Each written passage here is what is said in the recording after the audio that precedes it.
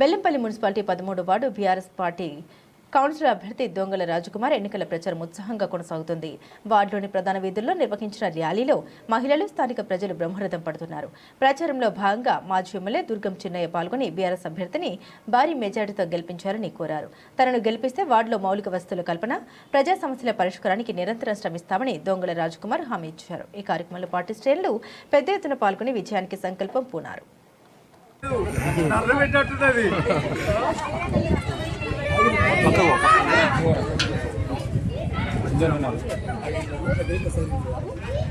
నేను స్నానం చేయలే గమ్మ ఉడికొచ్చిన ఇవ్వండి మరి మంచి వాళ్ళకు మనం ఇది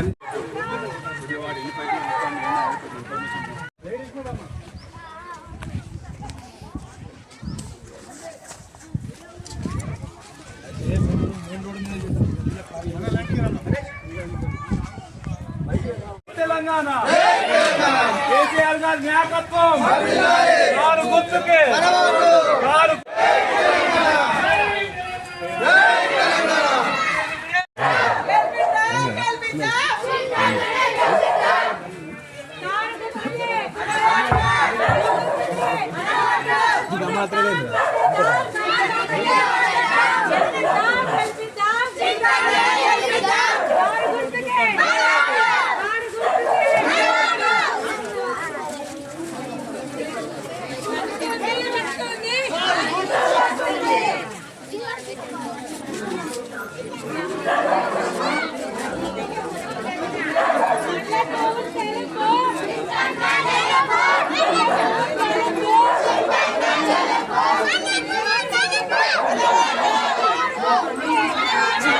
అయితే గెలుస్తున్నాను. ఇంకా వేరే ఇవ్వాలి అవసరం లేదు.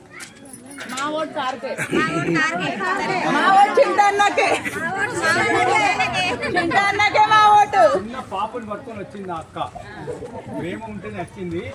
తప్పకుండా మీరు మన చెట్టుని గెలిపియాలి, మన సత్తా ఏందో చూసుకోవాలి. ఆయనే ఏమేం చేస్తాడో ఏందో నేను ఎప్పుడు అవసరం లేదు. కేసీఆర్ అనే వ్యక్తి మళ్ళీ రావాలంటే కౌన్సిలర్లు గెలవాలి. కేసీఆర్ రావాలన్నా వద్దా?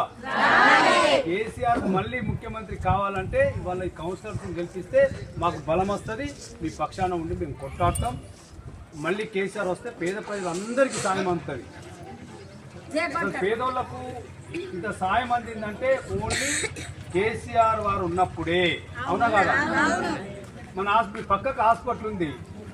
అంతకుముందు శవాలు పోస్ట్ మార్టం చేయడానికి అక్కడికి వస్తుండే మీ కెమికల్ హాస్పిటల్. అవునా కాదా?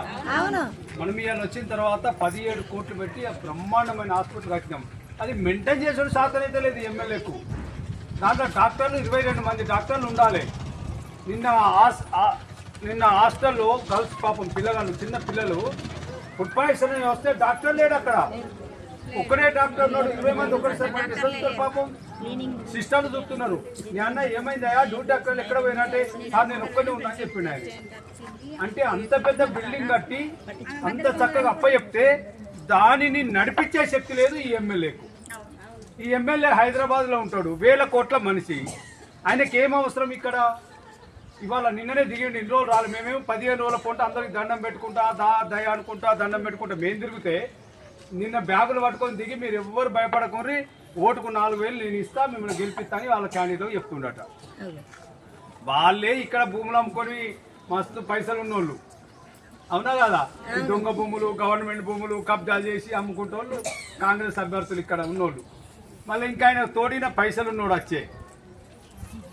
అందుకనే పొద్దున 6 గంటలకు మెల్లగా వెళ్ళి వాకింగ్ చేసుకుంటూ అందరి వాళ్ళ ఇట్లా తిరుగుతున్నాయి. ఇక ఏం చేయాలి మరి?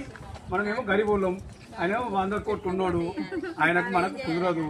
ప్రజల దీవెనలే మాకు ఆస్తి, మీ ఆశీర్వాదమే మాకు డబ్బులు. మీ గరీబోళ్ళ దీవెనలే మాకు ఇది. ఏదో మీ అందరికీ మీరు ఆ రోజు కూడా కేసీఆర్కే ఓట్లేస్తున్నారు. కాకపోతే రేవంత్ రెడ్డి 2500 ఇస్తా, అత్తకి 2500 ఇస్తా, కోడలికి 2500 తన వల్లే మా అక్కయ్యలు అందరూ అదే నీ అమ్మాయి ముసలితల్లులకు తాతకు 4000, తాతకు అమ్మమ్మకు 4000 అనే వరకు 4000 తాతకు, 4000 అమ్మకు, 8000, కోడలకు 2500, నేనై 10500, బిడ్డకు 2500. అంటే దగ్గర 13-14 వేలు వేస్తేనే ఆశపడ్డారు. వాడు 2 ఏళ్ళు అయితే ఆ మాట లేదు, ఆ ముచ్చట లేదు. అవునా కదా?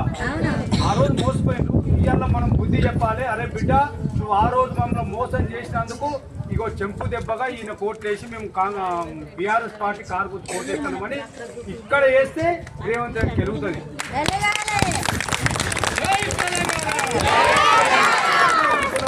స్కూటీలు ఇస్తానే ఇక బంగారం